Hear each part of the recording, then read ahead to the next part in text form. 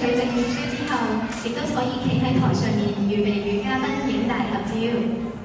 今年我哋有32位同學畢業，佢哋除咗個人努力之外，相信家長、主任、老師、唔同嘅治療師以及社工都落咗好多苦功去指導佢哋學習，引領佢哋成長。首先有請白普慶幼兒中心嘅畢業生黃宇澤、陳心月、傅柏希、黃希晴、蘇偉瑩、戴詠朗、潘樂晴、邱耀月。